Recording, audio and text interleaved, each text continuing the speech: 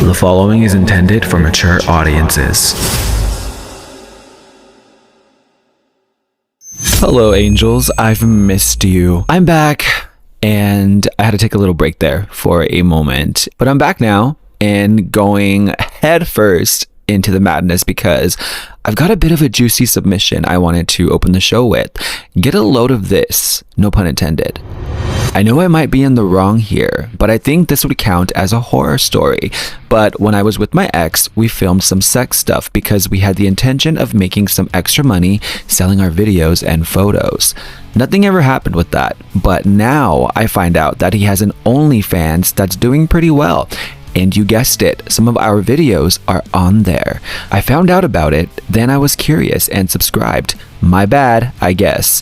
My face is never shown in the videos because he edited and zoomed in on scenes, but I know my ass and dick, and I know my voice. I don't know if I'm just being petty or weird, but I don't like knowing he used those videos without asking me. And more fucked up is he captioned them, "Random club bottom wanted my load." LOL, it's fucking tragic, I know, and I reported it, but it's still up. I'm also seeking to take legal action. I know you ask for actual horror stories, but I still think you can use this for your podcast. And he signed his name, but let's just call him Kane. And I can definitely use this as yet another cautionary tale, but more importantly, I cannot wait to hear what this episode's guest has to say about this. Let's get into the show. Welcome to a world where darkness and mystery converge. Navigate the depths of horror and true crime and join a society beyond the ordinary, where buzzworthy topics, paranormal tales, and listener-submitted experiences blend into a realm of the unknown. You have crossed into a place where the unusual and the terrifying are just the beginning. My name is Ralph Anthony, and welcome to the Scream Society podcast.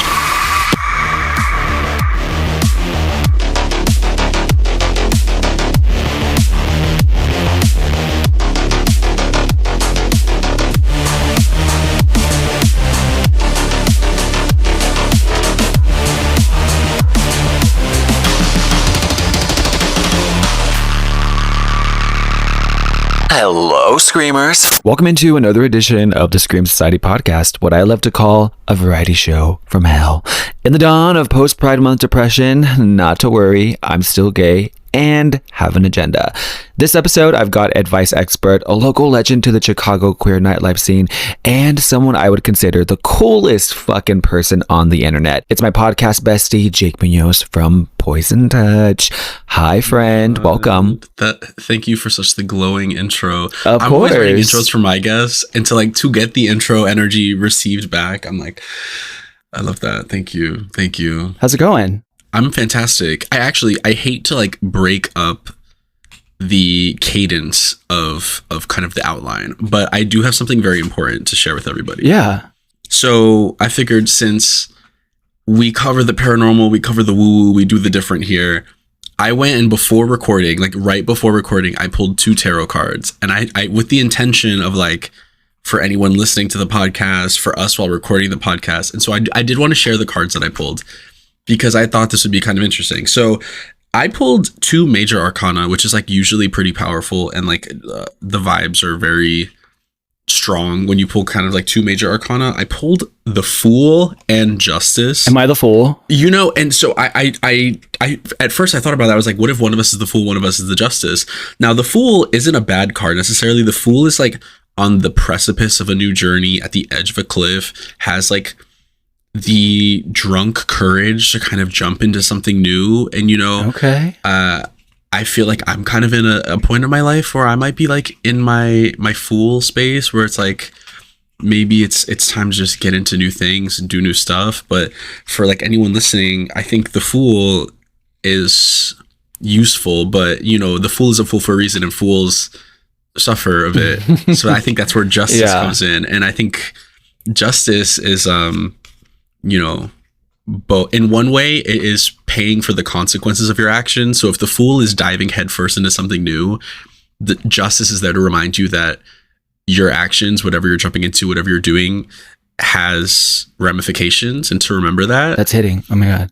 right? Alternatively, justice could also mean you have the courage, like fool is telling you have the courage to jump off this cliff. Justice is telling you you have the wisdom to land on your feet. And I think that is also like really interesting. So if just for any listeners, if this is resonating with y'all, I pulled these right before recording. So I figured, it hits for me. Thank you for that. Do you do tarot often? Not so much anymore. I've been kind of just doing it like personally now, whether it's for myself. Earlier today, I pulled some cards for my boyfriend because he just started a new job and was like kind of feeling a bit trepidatious about things. And so I pulled some really good cards for him earlier. And like, as I was on the phone reading them to him, like another version of reading it, like came to my mind, like from my intuition, not necessarily like what the cards themselves were saying, but like how I was like parsing the information out of it. And I was like, actually ignore everything I just said. This is what it's meaning. That's so cool. Like, is there like directions to do it, or do you just like, I like to just pull 3 cards and just read them, and I use them as kind of like not divining the future, but more so thinking about what you should think about, guiding you, just things to keep in mind. I think for me, that's the best way to do it. I don't really buy too much into like tarot as like divining the future. If people are like powerful psychics and that they say that's what they do, I'm willing to give that to them. You know what I mean? But for me personally, it's just a reminder of like how to think about things. So I should quit my job. We should all quit our jobs. Don't quit your job unless you can. But thank you for that really awesome like intro. Thanks. Of course. Yeah. Now we can get back to the outline. Now, just to kind of fangirl a little bit, we all know I'm a listener of your very queer advice podcast, Poison Touch.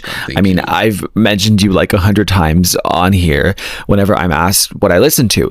But as someone who has always had to bring queer culture to my scene, which is primarily straight women. Look, the straight women love me, although I will not tolerate or sit through Love Island US or Love is Blind. But these past 3 years of being a listener have just truly opened my mind, and Poison Touch has actually educated me on things about our community.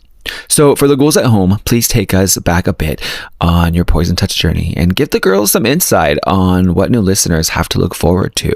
Yeah, Poison Touch is great. I have been doing this for, I want to say since the pandemic, and it's like a soft since the pandemic, because it all started when I used to stream on Twitch. I used to throw on a wig. I used to do very bad drag. And I gave advice to people under like the pseudonym of this woman named Dolores.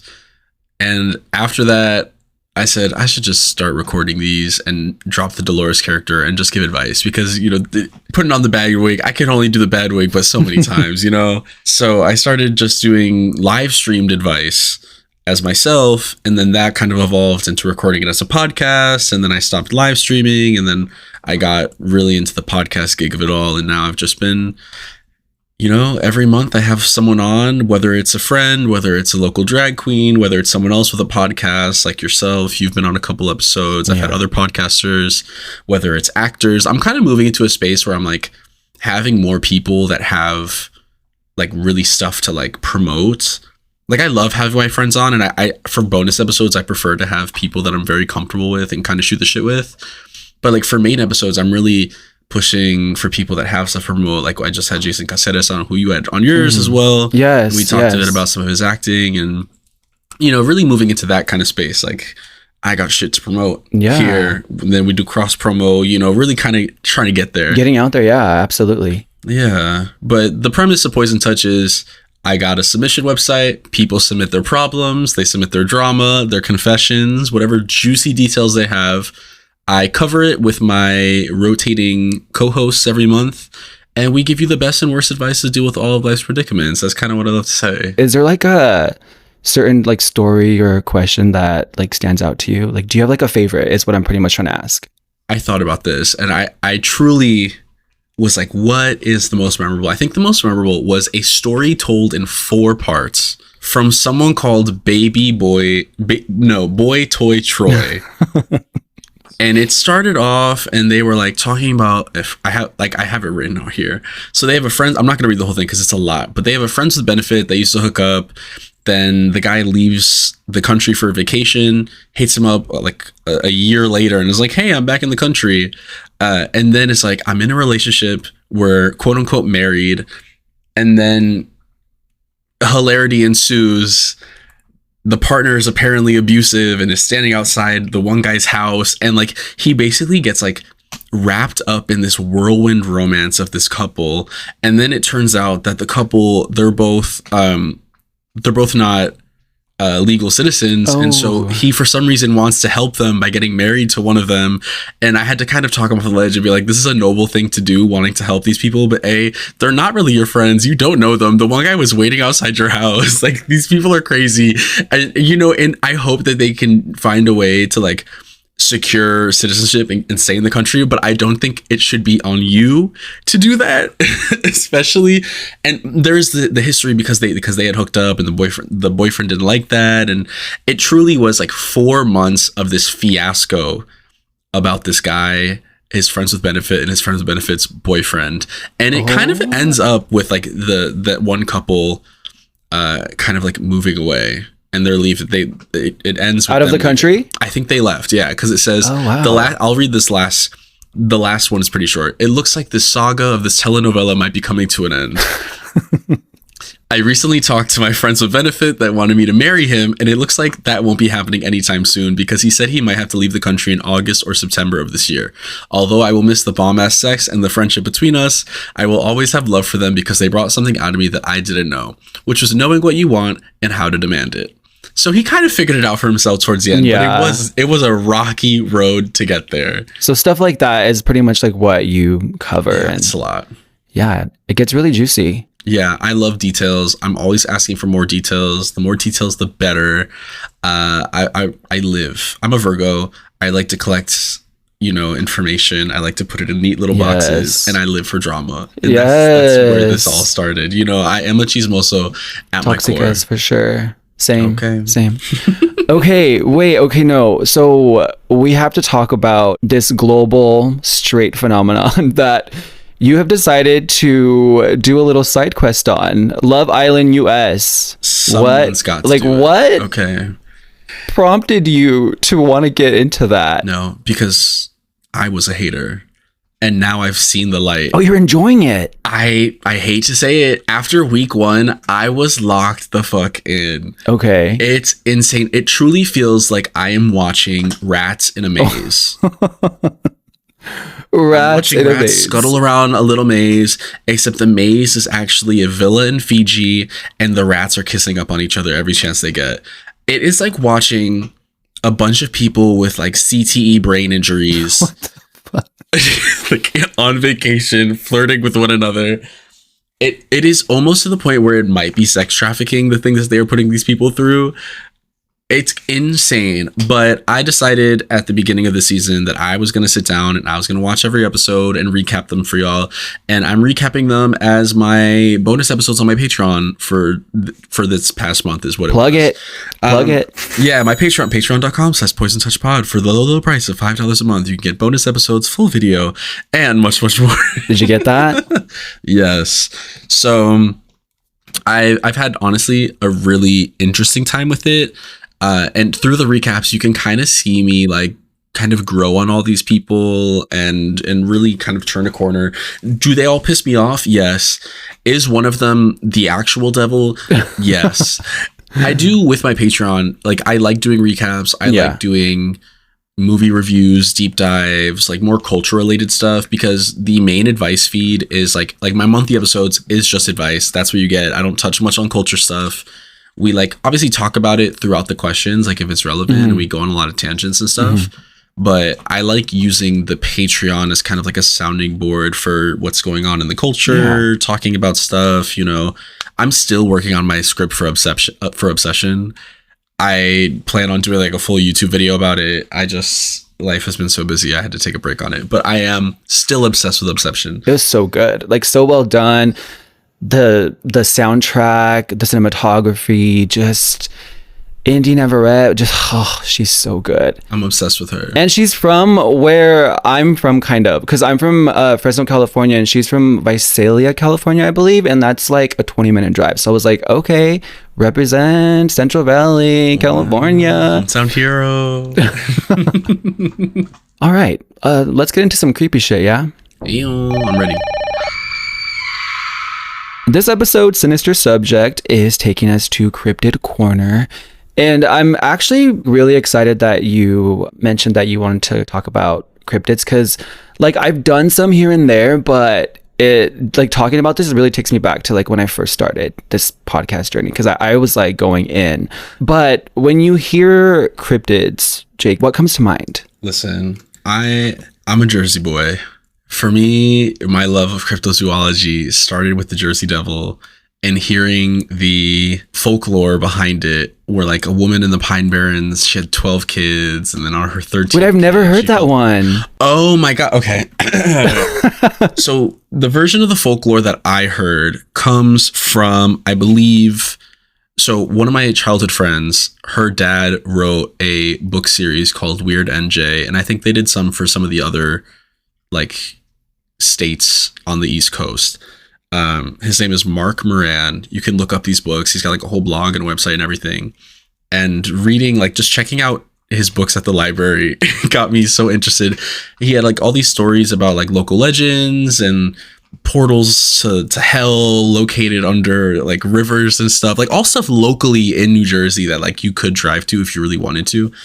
So I think that's where I first came across the Jersey Devil folklore. The one that I heard was a woman in the Pine Barrens, which is located in the middle of New Jersey. It's like a heavily forested area.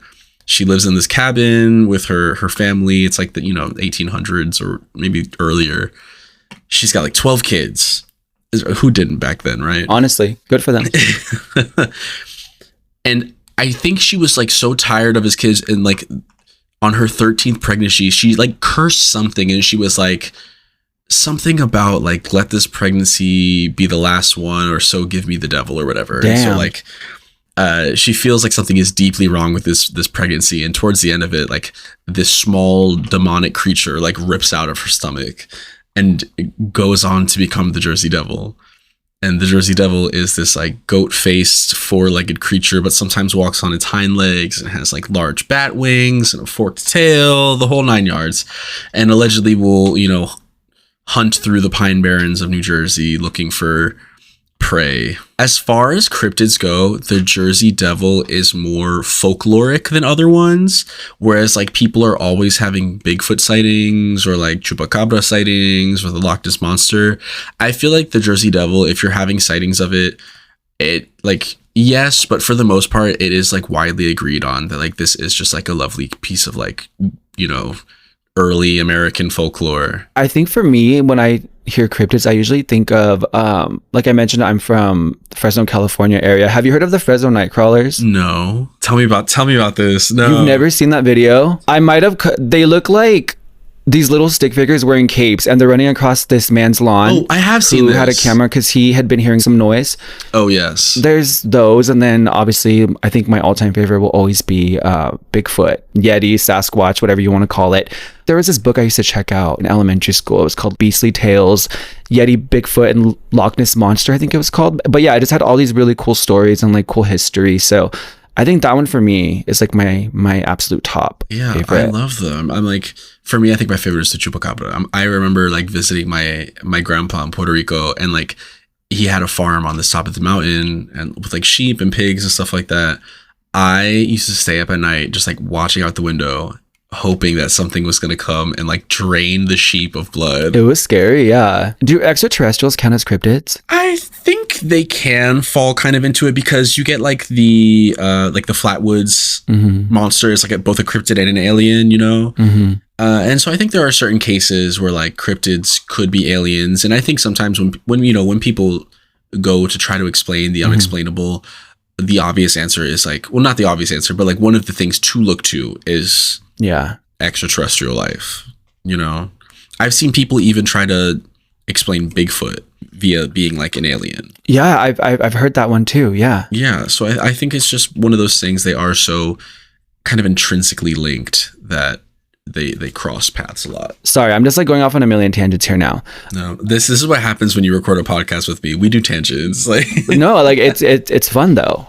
Now, getting into the actual case that I wanted to cover for this segment, I wanted to cover something I felt was actually pretty terrifying and Whether it's actually true or not is still up for debate. I'm talking about the Sierra Sounds. Had you heard of the Sierra Sounds before this episode, Jake? I had not, no. Okay, so let me set the scene here. Get comfy. So back in the early 1970s, these two guys named Ron Moorhead and Al Berry were staying at this remote hunting camp way up in California, Sierra Nevada mountains. And over the course of a few years, they claimed they recorded about 90 minutes of strange sounds coming from the woods at night. Well, those recordings eventually became known as the Sierra Sounds. And to this day, they're probably the most famous Bigfoot audio recordings captured. Now, these weren't just random screams. No. These tapes have these really deep whoops and long howls, aggressive grunts and barks, and you can also hear loud wood knocks that some people think were used for communication. And then there's the part everyone talks about called the samurai chatter. It's this rapid fire back and forth that almost sounds like people speaking this unknown language very aggressively. So at one point, you can hear the men talking back, almost trying to communicate with whatever was making the noises, and the sounds seem to respond. Take a listen.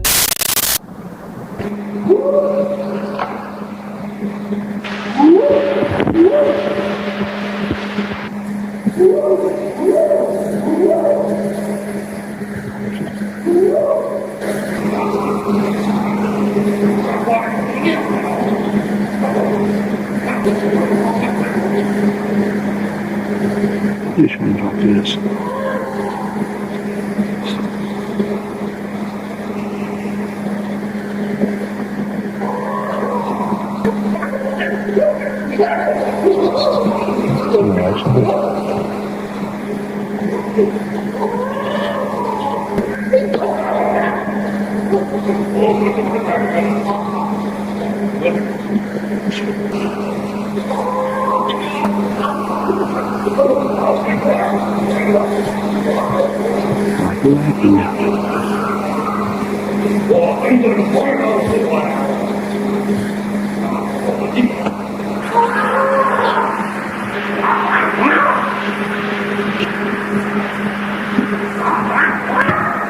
That's our job. Now we know where we went for tracks and all that for sure.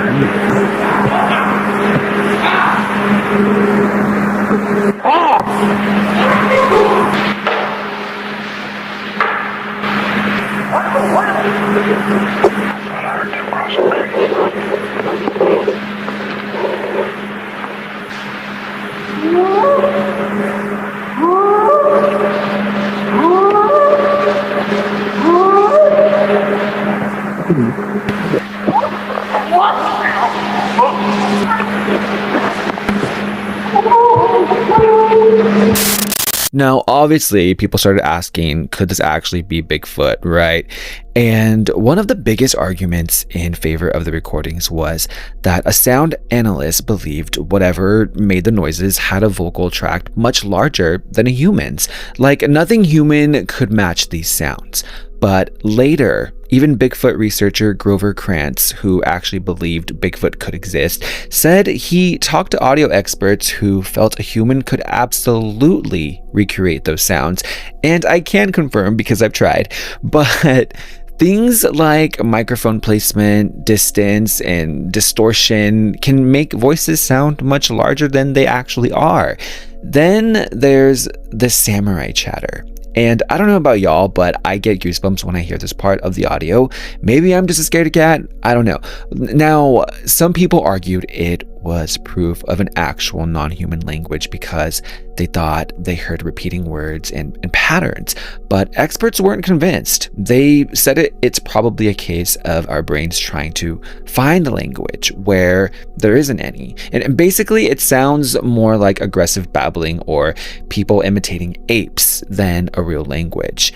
And the physical evidence didn't help much either, because the men also claimed that they found giant footprints around the camp. But even respected Bigfoot researchers looked at these casts and photos and said they appeared fake, which made a lot of people question everything else connected to the Sierra Sounds. And finally, while Ron Moore had always said that the recordings couldn't have been faked because they were made in the middle of nowhere with basic equipment, skeptics pointed out it actually would have been pretty easy. The microphone was hanging from a tree about 50 feet away from camp in complete darkness. If someone was standing near it, they could have yelled. They could have made animal sounds, or even played sounds into the microphone without anyone noticing. But to make things even stranger though, years later, Ron Moorhead shifted away from saying that the sounds came from an undiscovered ape. He started suggesting they might have been supernatural, even saying they could have been angels or demons, which only added more skepticism to the story. So the Sierra Sounds still remain one of the biggest mysteries in Bigfoot history, and I wish there were more documented cases like these, especially more modern because of our technology now. Because there hasn't been footage like the Patterson footage or recordings like this in modern times, which makes me question a little bit more. But I don't know. Depending who you ask, the Sierra Sounds are either the best audio evidence we've ever gotten or one of the most convincing hoaxes ever recorded, right? And I hear typing. What are you looking up? You know me, I was doing live research. I was double checking. So earlier I had looked up whether mockingbirds were present in the Sierra Nevada. Okay. And they are. And mockingbirds have a very large range of sounds that they can reproduce, sounds that they can make, like over 200 songs in a mockingbird's life, right? Yeah. Similarly, ravens can also mimic both human speech and a variety of noises. So I was just looking if ravens were present in the Sierra Nevada. They are, because both my first thought, aside from my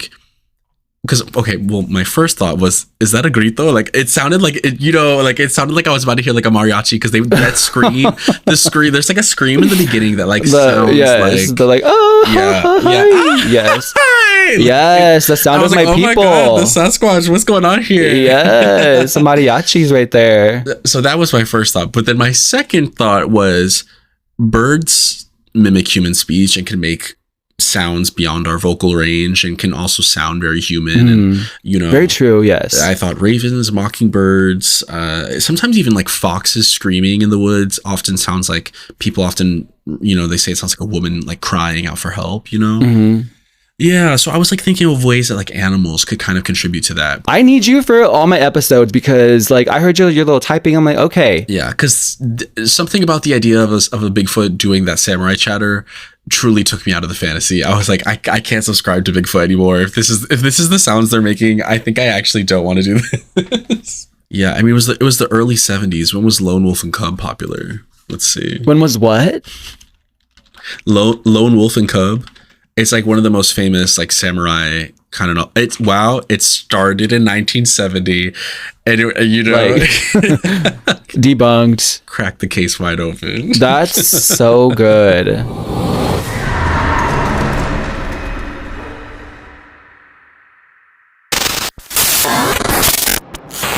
From the blood-soaked depths of late-night horror comes a collection so shocking, so scandalous, it'll make your wardrobe scream. Want my face on your chest? Or maybe you just want to rep the cult, the logo, the legend, the Scream Society? Don't just listen to the nightmare, wear it. Rep it, live it. Get it now before it gets you. Head to scream-society.printify.me and rep Scream Society merch.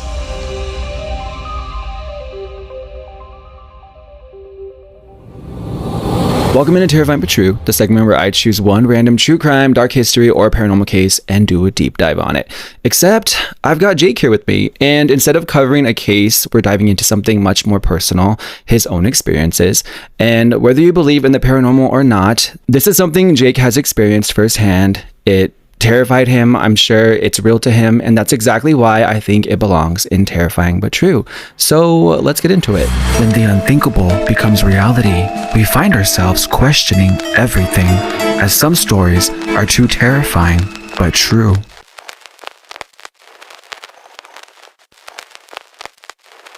It all starts a couple days ago. I was at the thrift store with one of my friends. He picked up this really cute shirt, and on it was a picture of a small child and like a bunch of writing, like a text all over it. And in the middle was Le Petit Prince. Yeah. I was like, I think it's a book. I didn't know. I looked into it. It was a book that was written in 1943. It's a French novella. And then today, like one day later, I'm at my trinket dealer because I like me a little cute. I like a cute little figurine every now and then. And I saw a full wall, like on the shelf, just like lined with Le Petit Prince. And so it's weird that it has like popped up twice. And so I don't know what this book is about. It's about like a prince who visits planets and stuff, but I should look into what that means for my life. Additionally, my friend and I were just talking yesterday about how the Kingdom Hearts manga is extremely hard to find. And I was at a cafe this morning, and the man next to me is reading the Kingdom Hearts manga. Oh my gosh. 2 of the volumes. And so it's like these weird things, like, you know, coincidences or not, a lot of people say the universe has no coincidences. I believe that. So it's just like odd that these things popped up, right? Yeah. And so that's less paranormal and more so just like, What do you think it means? Who or what is trying to... So apparently, I just looked this up because, you know, I'm doing live research on air. Yes, live research. The themes of The Little Prince are about loneliness, friendship, love, and loss. And I am at a point in my life, I am preparing to leave Chicago in like a month. My boyfriend just got a job. I'm leaving. My boyfriend just got a job in Milwaukee, and so I'm planning on joining him up there. Oh my gosh. And so I think this is kind of like a point in my life where I am reckoning with both loneliness, friendship, love, and loss. You know, the loss of my not the loss of my current friendships, but like realizing how those are going to change. You know, kind of recognizing where I am in my love life and joining my partner in another state. Milwaukee is in Wisconsin. It is only an hour away from Chicago, so it's less dramatic than it sounds, but it is still a very big move. And so it's like this thing kind of, I'm going to have to read this book because it is like, it has come up at least twice now in the span of 2 days.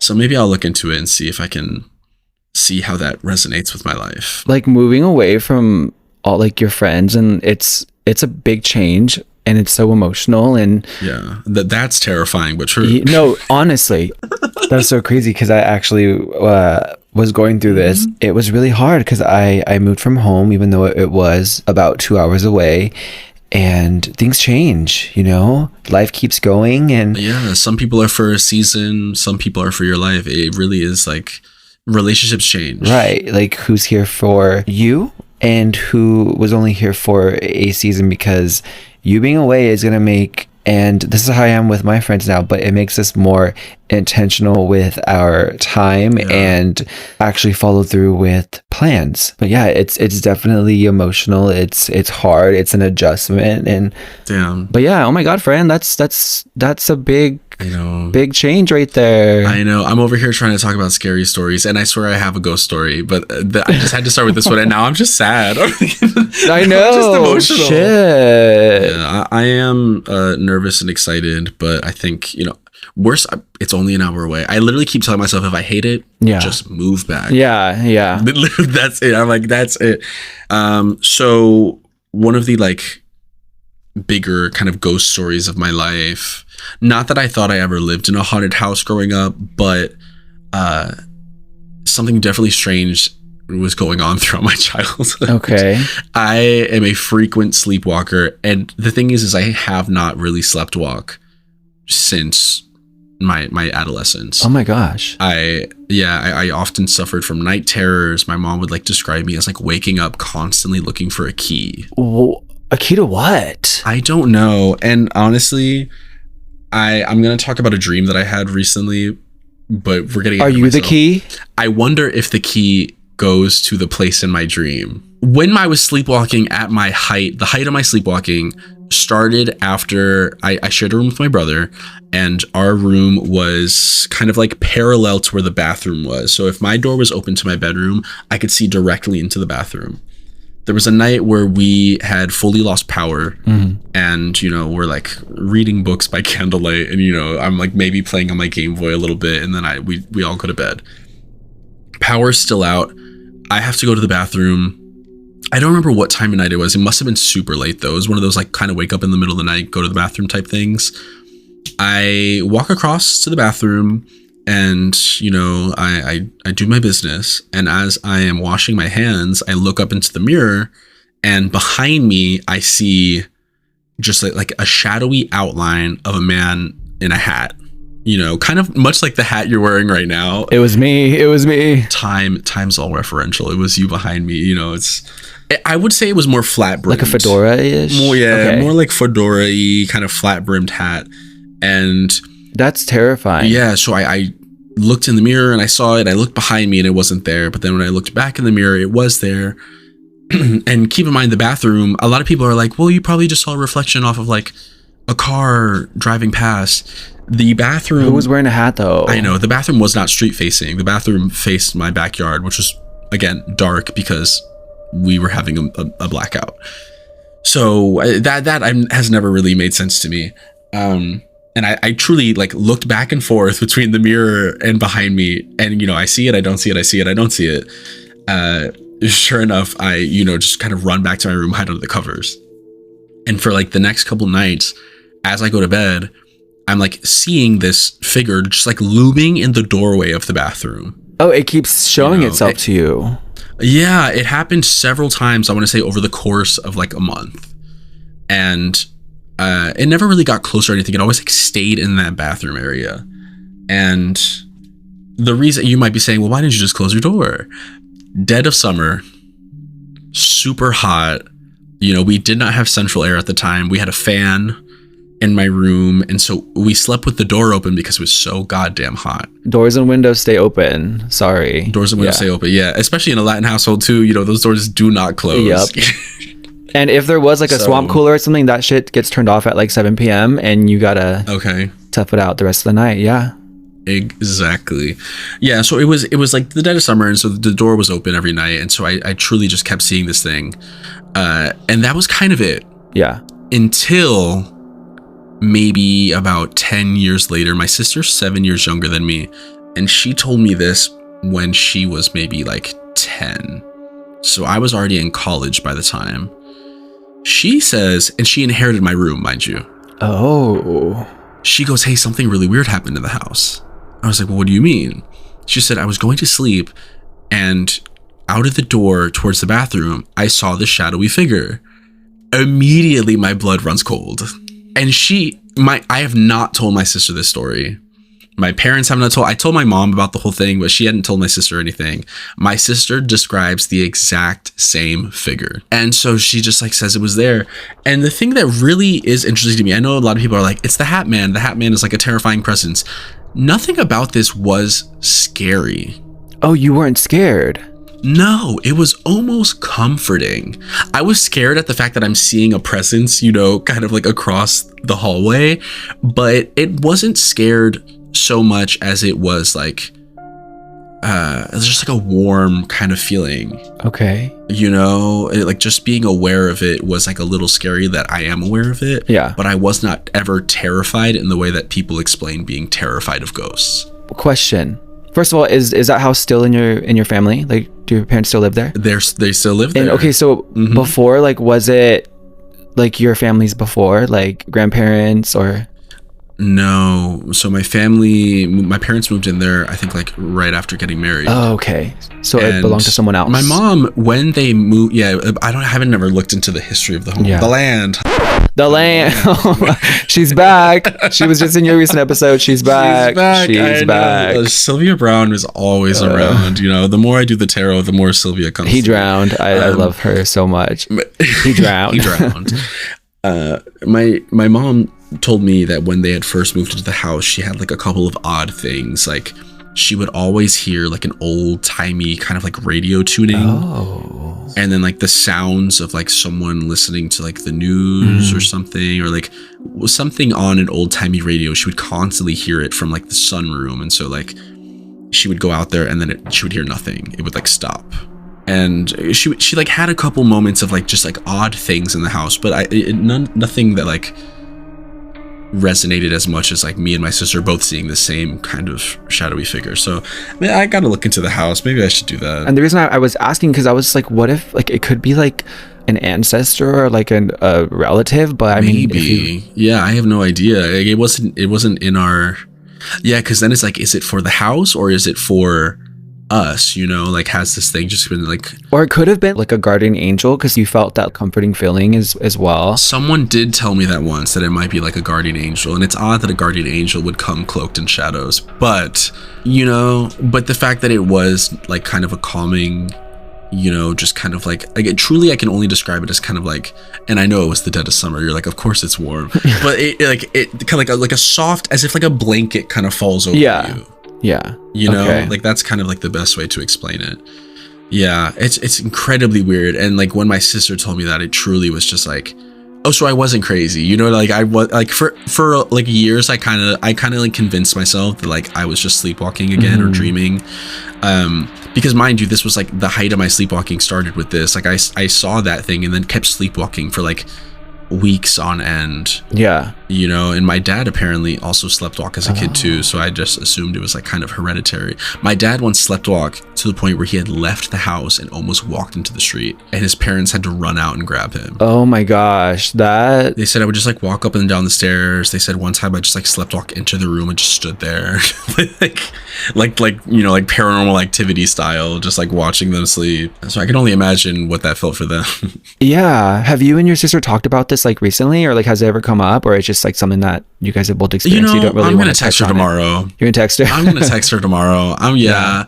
She's just, you know, life gets in the way, doesn't it? Right? Oh yeah. But I feel like I'm gonna text her tomorrow about this, just to be like, hey, remember when we both saw this? You know? And you haven't like seen it recently or anything? No, it was like only in the house, and so like I haven't really seen anything. You know, the bar that I work at is, I want to say, maybe tangentially haunted because the previous owner passed away in the bar.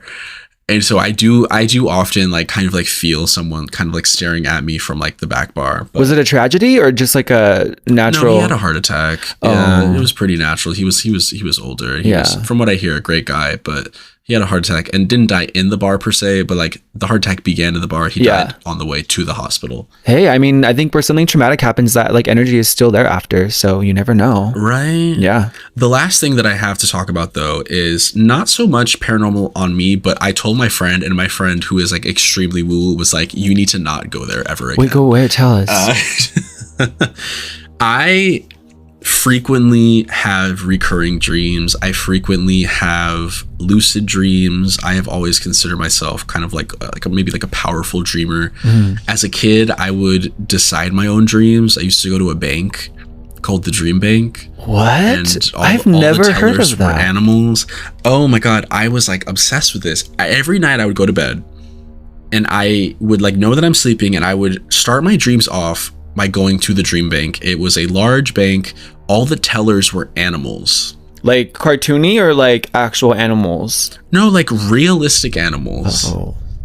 And you go up to one of the tellers, you say, this is the dream I want to check out today. Kind of like a library. And they go and they like open up a safety deposit box, and it's got a dream. And then you go into like one of the many beds in this dream bank, and then you have that dream. And I had this for years. I did this. But so recently, I want to say for the past couple months, I've been having this recurring dream about a large apartment. It's on like the top floor of an apartment building, a 4-floor walk up. And in this apartment, I haven't mapped out. I should have prepped this beforehand. I have the map drawn out. That's okay. You walk in, there's a large living room, and then 2 hallways that like go. There's one on the left, one on the right, and there's like 8 bedrooms total. And in the middle of the 2 hallways, there's like a very large kind of kitchen. So like it's kind of like an H-shaped apartment. And then in the back there's like a bathroom, but like kind of like the star of the apartment is this large fountain with like heated spa water, and it's like a very like nice like kind of like sauna area with like there's a fountain, there's like a little cherub and water's coming out of it. And I go there all the time, and sometimes I just go and I lay in the sauna, or sometimes I go and I lay in one of the rooms, and you know, some of the rooms have beds, some of them have hammocks. Like it is just like a very nice apartment. There is a door at the back of this apartment, and that door is always locked. Does this go back to you being a key? Yes. Key? If I'm looking for the key, am I looking for the key to the other side of that apartment? And I know that the other side of like that, I see that it's someone else's apartment, and I know not to go over there. I see their furniture. A lot of their furniture is covered in white sheets, and I know that it is someone else's space. And so I don't know why it's odd. And I told my friend this once, and my friend was like, you need to not go there. And if you go back to the apartment, board up that door. Apparently, my friend called it a psychic link, that I have a psychic link, and they don't know with who, they don't know how it formed, but I have a psychic link with somebody on the other side of that door, and that I should not go over there. And on one rare occasion, I did go to the other side. It was unlocked, and there was a large party happening. And it kind of ended in like this murder mystery where like a woman had fallen off a staircase and died. And so I was kind of like traipsing around this party, not being seen. Again, like I am hiding in this presence. And this woman dies on the other side of that apartment, like after falling down a staircase. And I don't remember if they ever figured it out, but I left. And I haven't been back to the apartment since I talked about it on my podcast. And I feel like my subconscious is like keeping me from going back there. Do you believe in like astral projection and like all of that? I think that shit is so cool. I would love to astral project. I'm trying to stay positive here because my other thought was like, don't open the door because like, what if it's something trying to get in to you? Right, and that's like, what my friend told me. My friend was like, yeah, if you go that was my first thought. Board the door up. Because to me, I just had always assumed I've been lucid dreaming. But my friend was like, well, if you're astral projecting, that's a completely different thing. But to me, I was just lucid dreaming and coming back to this place because I really like this apartment. It's got this nice, it's got a spa in the back. Yeah. It's got all these cool little beds and stuff. Why wouldn't I want to be there? But I haven't been there since. My friend warned me not to go. I'll update if I end up back at the apartment. I'll write into a future episode. Because like, what if it like unlocks this like whole new like you astral projecting? Like, what if it unlocks my powers? Different, right? Exactly. Yeah. Exactly. Or I just become a deadite. You know what I mean? Oh my gosh, dude! Don't even get me started on that. Have you seen the new one? Not yet. I also want to see The Mummy. I haven't seen yet. I heard The Mummy is basically just an Evil Dead movie. Evil Dead with like a little girl. I know. I've been scared to watch it. I just don't want to be disappointed. Lee Cronin made that one, I think. Lee Cronin. He's also doing the new Resident Evil movie. They better get it right. They better get it right. They've been pissing me off on these Resident Evil movies. As a fan of the trashy Mila Jovovich ones, I don't know. I was a fan of those. I love those movies. They're so good, but they're not anywhere close. I love them so much. But then I went and I played the Resident Evil series and I said, oh, this is fully there. I was like, oh, I see how they butchered it and I see why people were so mad at them. But to this day, I walk around saying, I am Alice. And I remember everything. Yes. And I remember everything. I remember everything. Yes. That's me when I open up the door to the other side of the apartment. I am Alice and I remember everything. There you go. We just solved that one too. Solved another one. Solved another one. Thank you for sharing. Thank you so much for sharing. If I end up back in that apartment, trust I will submit to the Scream Society. Y'all will be the first to know. Please, please, please, please. Okay. And now let's get into Rel First Rod, where I react to your stories, experiences, situationships, and answer your questions while doing my best to give you perspective and or a little advice. Except this episode, I've got the expert, Jake, here to help me out. To submit, simply email screamsocietypodcast@gmail.com. My inbox is always open over on Instagram @screamsocietypodcast, or click the anonymous submissions link in all my bios. Remember, mostly everything remains anonymous. Amen. Okay. So, at the beginning of the episode, I shared the submission from a brave soul who goes by Kane. We'll call him Kane. And I don't know, for me, like what happened here would be horrifying. So just to recap here, he said that while he was dating his ex, they filmed some intimate videos together with the idea of maybe selling them someday. I mean, valid in this economy. After that, it never happened because they broke up, unfortunately. So fast forward to now, and he discovered the ex has an OnlyFans account, and Out of curiosity, I guess he subscribed and realized that some of those old videos had been uploaded without permission. His face had been edited out, but he recognized his own body and voice. And to make things worse, the videos were posted with a completely made up caption that implied it was a random hookup. And that would honestly piss me the fuck off. Like, I would go into this gay rage. And he reported the videos, but they are still online. Plus, he is looking into taking legal action. And that's all I've got. I have a few issues here. One, that fucking caption that would send me to hell. Can I actually talk about the caption real quick? Yes. Okay, so I have a lot of friends that are OnlyFans creators. You know, I follow a lot. Yeah. Right. Well, yes. Yes. You know, I think at some point we have to decenter ourselves from, like, if you're in a porn video, you have to kind of like decenter yourself from the caption, because a lot of times half of the fantasy of an OnlyFans is selling the fantasy. And so, like, for the caption to just talk about like random club boy wants, you know, blah, blah, blah, blah. It makes it exciting. It makes it exciting for people that are like subscribing, because they don't know that, because a lot of my friends like have these, you know, scheduled well in advance, right? And so this is like a hookup that they have scheduled, but like in the caption they'll make it seem like this is a spur of the moment, or somebody's first time bottoming, or, you know, it's to sell the fantasy. And so absolutely, I understand being mad at the videos being up without permission. That I think is like what we should focus on. But I think as far as the caption, you just have to be like, well, you know, he's selling the fantasy. My question is, at any point, like, yes, report the videos. Did he ever reach out to the ex? No, like I don't have anything. So if you're listening, I need an update. Yeah, because if we're just like reporting and running straight to like legal action, I'm like, I feel like I need answers. Maybe a resolution that we could get to just by having a conversation with our ex, even if it is because it's going to be an uncomfortable conversation. And I think we all need to be more down for uncomfortable conversations, you know? So I think it could be solved by like, hey, I heard that these videos of me are up here.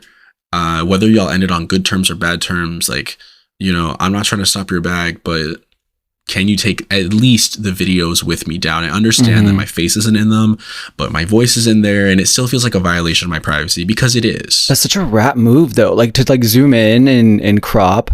Yeah. And like the Wendy Williams in me is like, maybe it was like a toxic situation. And yeah, and that's the second part. Like, if y'all ended on like super toxic terms and like you can't talk to him for like whatever reason, then like, yeah, jump to the legal process, right? But like, if you're at a place where you could reach out to this guy and just like let him know, like, hey, not stopping your bag, but can you take the videos with me down? You're an OnlyFans creator, you can surely film some new content and not use old videos from when we were together, you know? Now, I do have a couple of friends who work in law enforcement, and I was curious. I was like, hey, so I got this story for the podcast, and he didn't know like what to think of it, because the whole like face cropping and stuff, like yeah, like he's not quite sure, but my other friend said that this person should definitely file a report. Oh yeah, get a paper trail for everything. As someone who has been through like a revenge porn kind of situation, always have a paper trail.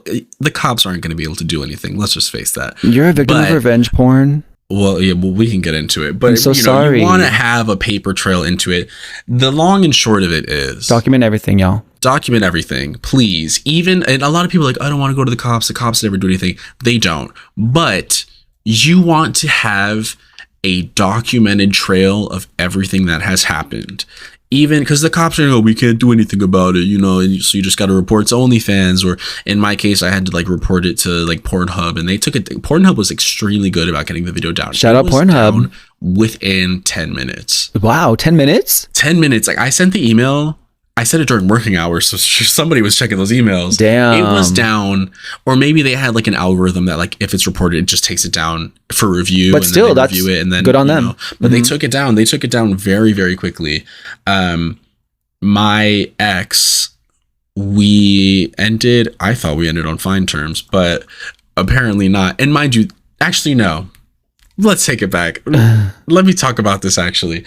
So I dated a guy around 2017, I want to say. We dated for maybe a year. And about halfway through us dating, I started getting a bunch of weird messages people would be like, hey, are you on Grindr? I'm not on Grindr. I'm currently in a monogamous relationship. Turns out somebody was using my photos, pretending to be me, like in the area around my college between like Philadelphia and across the river in Jersey. And so I spent like truly years trying to figure out who this person was. And this person was like using my photos, sending my nudes, collecting people's nudes, planning hookups, canceling them, saying like racist stuff to people. Like really like it got to a point where I could tell that they were just trying to rile me up. And so I spent, and this was during this relationship. And then after we broke up, it didn't stop.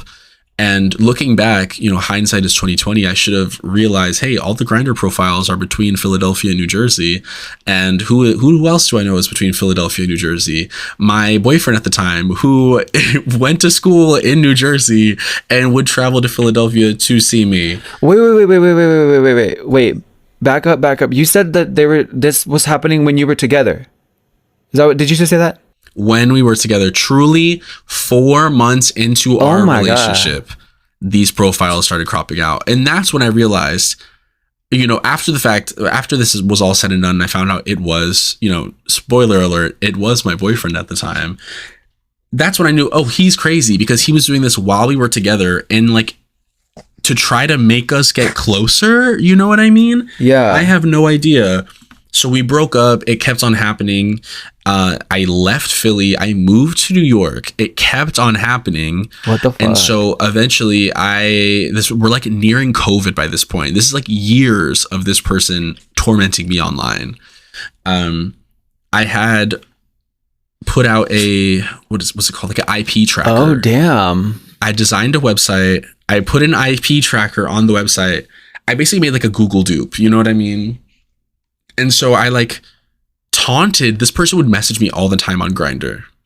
So I taunted them a bit and I got them riled up as they were trying to get me riled up. I got them to click a link. Damn. And as they click the link, I logged their IP. And through that, I was able to hire a private investigator to have them run the IP address to figure out who it was. Lo and behold, it was my boyfriend from before, now my ex. And so then I put out a cease and desist, and then it almost got to legal action, and then, you know, it kind of fizzled out. Damn, I'm so sorry. I hope she got therapy. We hope you got the help you needed, because damn. So I get it. But yeah, I mean, do what you got to do. I will say, like, if you're in a place where you could talk to this ex, reach out, try to get him down that way. But if that is not the case, by all means, go the legal route. But legal stuff is expensive. You know, like legal fees are pricey. It's expensive, and you're not promised a resolution that you would want. OnlyFans soon, like they need to get their shit together and be like Pornhub. For real, yeah. Like delete that shit already. I'm truly not kidding. Pornhub took that shit down so quickly. Damn. Shout out Pornhub. Sponsor us. Yeah, right. Yeah, sponsor the pod. Pornhub, give us some cash. Yes. Let's move on. And I want to call these questions and more. Ooh. So this one's it says you came on during sex. My husband and I typically put our Spotifys on during. I had my phone playing, and I guess you wanted to enhance the mood because we both jumped when we heard your voice say, "The following is intended for mature audiences." It's so good. That's a wrap. Like that's probably like my favorite ever that I've ever gotten, and I had to share that. That's so good. It's so good. That's so good. Just wait till y'all are getting busy and Poison Touch comes on. I'm waiting on the day that my dulcet tones hit somebody as like their mid-throat, you know, like. This one says, you believe James Franco? What did James Franco do? He was on X being weird and shit, and he said he had some like footage to show us, and it was like a Ring doorbell footage of some like alien that like looked like have you seen Scary Movie 3? Those aliens? Yeah. It looked just like that. Yes, it looked just like that, and he like was dead ass. Look at it. You're typing. You're typing. Of course, I'm looking it up right now. And I don't want to like dismiss it just because I mean it's coming from this disgusting person, but you know, sometimes the universe does give the right message to the worst messenger. You know what I mean? Worst person, yeah. This is so. Have you seen it? This is insane. I'm watching it right now. It's literally from Scary Movie 3. This is like the footage. Do you remember when like a string of like AI generated like night cam footage videos were coming out? Oh my god, what was that fucking thing called? They just went out of business, right? They like stopped Something because like Disney that. backed out of a deal with them. Maybe. I don't even know what like I don't know like the, you know, the minutia of it. But I remember Where like for, a animals were couple like running months- through windows and stuff, right? Like yeah, running through windows, or like you'll see like an animal like on a trampoline at night. You know what I mean? It was like all night cam footage. just a waste of water and resources, honestly. And so my first thought was, you know, James Franco was pulling one of those where like, yeah. you know, because it's something about like AI being more adept at the time, you know, because mind you, and the fact that I have to say at the time for something that truly is like several months ago, Absolutely terrifying. and it's already progressed past that, terrifying. But at the time, it was the more adept at doing night camera footage because the Yeah. resolution is lower. You can get It's, away like, with. easier to kind of like cheat out the things that AI is bad at. So my first thought upon watching the video was like, oh, this feels like one of those night cam ring footage AI nighttime things. Like it looks really silly, and he, like his face is like not helping because he just like looks all serious in it. And it's just so random too, because I read that like he was taking like a break from social media to, you know, because whatever scandal happened, like he's trying to like lay low. And you know, I'm not saying a judgment value on whether or not this would be true, but if it were true, the fact that it would be delivered by him, I think is incredibly ironic. Okay, let's get super serious here. I was a little terrified of this one. So this one says, I find it so frustrating that there are horror creators, not horror creators, horror creators and people on social media still ignorantly using words like spooky and other words that have known racist histories. But a lot of y'all aren't ready to have that conversation, just saying. Interesting. So I think, I'm not saying the word, but the word that they're referring to, you remove the Y. I'm looking into this right now. Like for me, I think context and intention is obviously like super crucial here, but also it doesn't take that much energy to just opt to using creepy or a different word. Because I think I saw a video from one of my horror creator friends, and they took us on a whole journey and gave us the history, gave us the facts. So since seeing that, I was like, it made me think, like using hashtags and stuff. I've just been saying creepy because it hasn't altered my life significantly at all. Yeah, I think creepy is like a good. So the word in question is sometimes a racial slur for Black people. I was unaware of that, actually. I had no idea. It comes out of World War II. Black Army pilots who trained at the Tuskegee Institute were often referred to as, quote unquote, the blank Waff, Waff being the German word for weapon or gun. So once that word was linked to blackness, it wasn't long before it became a recognized, if second tier slur. This is from KUNR radio. It's an NPR radio serving Northern Nevada and Eastern Sierra. And I think there is a very big difference between that word and the word spooky, especially after like reading very quickly this blurb kind of like from this. And so I think it is also one of those things. It's like, it's zero effort to just swap to using the word creepy or something, like, you know what I mean? Like, yeah, like it takes nothing to just be a little more sensitive about it. And so I think it's like one of those things. It's a very light lift. And if people want to get mad at like, oh, I should be able to say it if I want. It's like, well, girl, you're just getting mad at nothing. It's so easy to just say the word creepy. You know what I mean? Creepy, terrifying. Open up a thesaurus. There's tons of words. You know, there's so many words. Yeah, tons of words. It's one of those things that it's like it's a certain degree of tact goes a long way. Yeah, you know what I mean? Absolutely. Although there's a lot of people who are terrified to evolve these days. Evolve. I'm waiting on when I evolve, you know, when I open that door and unlock my mutant when you find that power. fucking key. We need that key. Yeah. We need that key. We are nearing the end of this journey, but before I let you go, like I do with every guest, I create a little game for them. And for you, this one's called Obsessed or Just Interested. Now, you and I have chatted a bit about how much we loved Obsession, so Yes. I felt it would be fun to create something inspired by that modern horror masterpiece. So I'm going to give you some prompts, and all you have to do is label it with an obsessed, meaning it's doing too much or it's creepy, or you can label it just interested, which could mean it's common or cute. There's no timer, but if I find 4 of your picks questionable, you lose. Pretty simple, right? Let's see my hot takes. Let's see how hot they And are. watch me actually expose myself as a freaky Nikki type. I might just let you win and keep my mouth shut. Okay, let's play. Okay.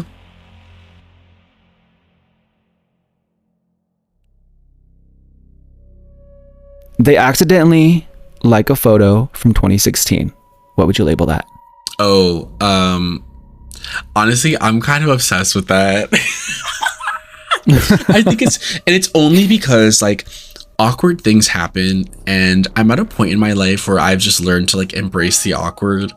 And you know, like the other day I like accidentally followed somebody after like snooping on them, and I was like, ooh, Oh my God. sometimes you just gotta sit in it, you know, just sit in the awkward. Why not? Who cares? Like that photo from 2016. Why not? Well, I mean, I'm a snooper, so like I think I was looking at someone's page from like high school or something, and on like to zoom in on Facebook, you don't tap anymore. But Yeah. before you used to tap and it would zoom in, Yeah. but I tapped and it liked it, so I was like, oh fuck. So yeah, feel you on that one. All right, Yeah. next one. They Venmo you $10 because you mentioned you wanted a coffee. Oh, ooh. I mean, I'm not gonna turn down free money. Shit, why not? I had a friend Venmo me the other day. They just sent me like $20, and I was like, "Why are you sending me money?" They were like, "I'm sure I owe you for something." Which I'm like, Oh, okay. thank you. Thanks. They were like, "I'm sure I owe you for something, whether it's like a drink at the bar or That's like so food at the diner. nice. I'm sure I owed you for something." I was like, "Well, you know, thank you, sister. Thank you. don't have to do that." but Yeah. sure. Okay, so that's just like just interested. I think I'm just interested. I'm not like fully in, like, I'm never gonna be the one like dropping hints, be like, "Send me money." You know, like how some people Yeah. are like, Me. "I'm so hungry, send me money to eat." You know, it's like, I'm never gonna do that. But if you want to go out of your way to send me some money to get me a coffee to make my day better, you know, the Venmo's the same as my Instagram, right? The next one is they send you a good morning text every single day. Oh, I'm just interested in that. I do not wake up until, you know, sometimes I wake up at 9, sometimes I wake up at 11, sometimes I wake up at 3 p.m. You know, the life of a bartender is treacherous. My wake up times are all over the place. Yeah, you know what I mean? I'm working all night. So a morning text is not something I need, because I'm not going to see it until 2 p.m. All right, next one. They start dressing like you. Ooh, and you know what? I'm just interested in this one. I'm not obsessed, but I will say I am obsessed in this certain instance. My boyfriend loves to wear my clothes. I can't wear his because I am built like a linebacker and he is not. So Yeah. he likes to wear my clothes, and it's cool because like everything that I wear looks so like cool and baggy and like streetwear. Yeah. I'm like, ooh, Yeah. you look so sexy in my clothing. So Oh, I'm I obsessed love with that. that. I'm obsessed Yeah. with that, you know. Okay. But if he was like going out of his way to buy clothes that looked like my clothes, then I would be like, ooh, Yeah. yeah. Gotcha. I agree. They always want to share a meal. Hell no. I'm a hungry bitch. Get your own food. I can eat that one by myself. Now I will always let you try it. Of course, yeah. It's good to share, but Because if my food's good, I want you to see how good my food Yes. is. You know, I'm always like, ooh, you want to try this? You want to try this? Yes. And that's not just with like my partner. That's with my friends. I'm always like, ooh, try this. This is so Yeah. good. You have to have but just have a bite. I'm always but gonna just do a that. bite. Yeah, have a bite, have a little bit. But don't come back. No, we're not sharing the Yes, full meal. totally No. agree. Mm-mm. We can share an appetizer. Oh yeah, of course, but not my main course. Absolutely not. Okay. No, never my main course. All right. They tell people you're dating before you've had the conversation. This is like beyond not. This is beyond just interested. Like I'm like appalled at this. But I recognize that this is a flaw in myself, because my boyfriend and I were fully just like hanging out and talking for close to 8 months. And at the end of those 8 months, we were like, yeah, I guess we're boyfriends. They have a folder of screenshots of your selfies. Like they went to your pages and like took screenshots and have a folder collecting those selfies. I'm kind of obsessed with that. I would kind of like that too. I'm like, yes. And you know, A lot of work I can go have to into admit, it. Do I have a folder of their selfies? Yes. I'm not judging. If you look good in your No story, judgment. I'm going to Just screenshot it. Yeah, so I can be like, look how cute. Yes. Okay. Same page there. I think I just probably might agree Yeah. on all these. Hold on. The next one. They keep every movie ticket from your movie dates. Oh, that's cute. I would be down for that. It would be cute if you could like take that and then put it in like a frame or something. You know? Yeah, like take all the movie tickets, put them in a frame together, and then put a photo of you. I'm really into this idea of like taking mundane things and putting them behind photo frames. So like I have a photo of me and my boyfriend, right? And behind it, I found this like piece of paper at work that like had ink spilled over it, and it looked really cool. So it like almost looked like watercolor a little bit, like the way that it had like splattered over. And I was like, oh, this is cool. So I cut it to match the frame and I put it behind the photo. Oh, and that's so cool. After that, I like bought a piece of like X-Men art, and then I found like a piece of like construction paper that looked cool, and I put it behind that. I think it's like a cool way to kind of just like jazz up your photo frames, you know? So I've been really, so like the idea of taking all the That's movie actually tickets, really cool. yeah, like having a photo of the two of you, and then like having movie tickets lined up behind it, or like maybe like fortune cookies, you know, like fortunes from fortune cookies lined up behind it. I think it's cute. Yeah, I like that, but I don't like the one that I brought to you. I don't like clutter or like mess, so I want to throw everything away. So that would probably, see, I'm a pack rat. yeah, no, I yeah, that would drive me insane. That's, I'm a pack rat, but like I like to find useful ways. no, to yeah, label see my that, pack rattery, yeah, you know? that's a really good way to deal with. Scrapbooking. Yeah, exactly. You find photos of you two together that you don't remember taking because you were sleeping in them. Sleeping in the photos. Yeah, you're asleep and you find these photos of you. Okay, see that I'm not into. If I'm like blackout drunk and there's photos that I don't remember taking. Oh that's yeah, one thing. that, You know, yeah, hey, those are that's- fun to go back and be like, oh my god, That's that was- just my yeah. life at this point. But Yeah, but I do Same. remember like my back to the crazy ex. oh no, He like had photos of me sleeping. okay, so back to that, maybe he was just obsessed with you then, and I think he was. because yeah, if okay, that just like opened my eyes to the entire situation. Yeah, he was my freaky Nicky. No, yeah, you had a freaking hickey. Yeah. Oh my god. Some like insane shit. Yeah, he like I remember like opening my phone once and like because he didn't take the photos on his phone. He took the photos on my phone. What the fuck? A picture of me sleeping with him like Oh, yeah. which I'm sure at the time he thought was very cute. I mean but that given the context that would be cute, but yeah, given what given the context know. of everything else he was doing and the fact that like sure he probably took that photo and then opened up my phone to like steal all of my nudes or scroll oh through my my tags god, or you know do no, all of this that's- other stuff. Yeah, no. The surrounding context of it is what made it like truly harrowing. Yeah. So yeah, they're not interested in that one at all. They reach out to your friends and family after you break up. Oh, I think that's based on that's a context one. Yeah. You know what I mean? That's a context one. Because they could be having a hard time. Yeah, or that. Yeah, the crazy ex did it, and that was not. Oh, they cool, did. you know Oh what my I mean? god, this person. Oh my god, yeah. I remember once he like sent photos of my parents' house like to me. It was like terrifying. Truly, the lore never That's stops. wild. That man was insane. He might be listening to this episode. Does he follow you on social media? I don't think so, but he could find a way. You know what I mean? Now, I actually, okay, so you know how Instagram will like show you suggested profiles? Yes. The other day I was scrolling and I saw his face and I nearly threw my phone across the wall. Yeah. That's always a 'cause mind you, jump scare. I've had his shit blocked for years, so it must be like a new account or something. And I thought it was like, you know, block this person in any new accounts they make, right? And yeah. But I guess somehow that one had slipped through. So I went through and I blocked that one and any new accounts that one might make. So who knows? Oh. But, you know, if the universe is warning me that he's out, I just, you know, at some point you just gotta stop caring. Yeah.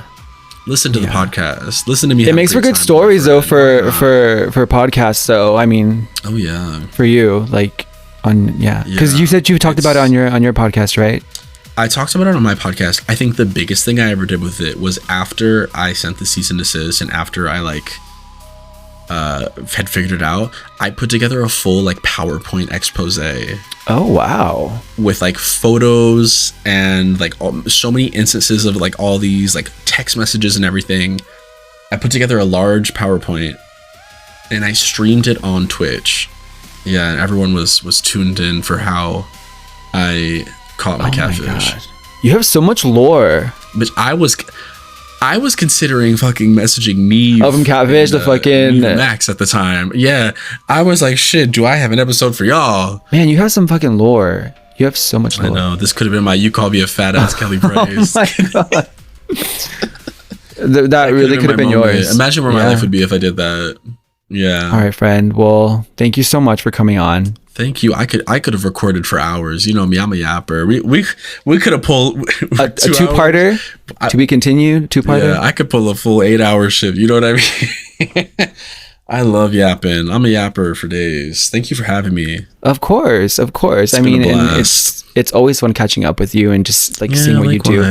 I think you are like the coolest person, and like even though like I'm older than you, I still like look up to like what you do and just like your craft and like what you put out. Like it's so positive and it's so needed right now. But I want to give you your flowers too, if I may. You know, I have always loved your episodes. I love the dedication you have to your craft, whether it's a rebrand, the Queen editing, of rebrands, sound design specifically. Yeah. I love the sound design you do with these episodes. It's like, because for mine, there's not really a place for me to like have so much sound design or really create a soundscape in the way that you like will be like telling a scary story and put like footsteps in or like a scream or the sound like a phone call. You know, it really just, I love it. I think it's so fun. And also, I think there's a lot of horror creators that like do take 911 calls and like maybe make a mockery of them or take these like tragic deaths or these crimes and like cover them in a way that like is less than befitting to like the actual real life victims of these cases. And you never do that. You're always so respectful and so well researched. And I appreciate that. Thank you so much. Oh my gosh. I promised myself I wouldn't cry. But no, before you go, just let the ghouls know like where to find you and take as much time as you want just to kind of plug anything that you would like. Yes. Okay. As I have already said, I am the host of Poison Touch, where we give you the best and worst advice to deal with all of life's predicaments. You can find Poison Touch on Spotify, Apple Podcasts, wherever you get your fine podcasts. YouTube is something I've been recently kind of getting into.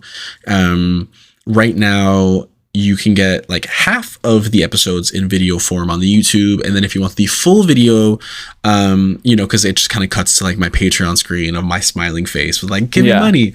It's only $5. But if you want only $5 a month, $5 a month over at patreon.com/Poison Touch Pod. You can subscribe and get access to all of my bonus episodes, including my Love Island recaps, including some movie deep dives. I'm still working on my Obsession script. I'm also thinking about doing some like, in addition to deep dives, things on books, you know, kind of like a book club kind of moment, talk about what I'm reading. I'm constantly reading books. But yeah, on the Patreon, I'm testing different content, culture, maybe some more horror movie stuff, horror books, you know, just kind of like literally anything I want to do that isn't advice goes on the Patreon. So you truly will get like good content.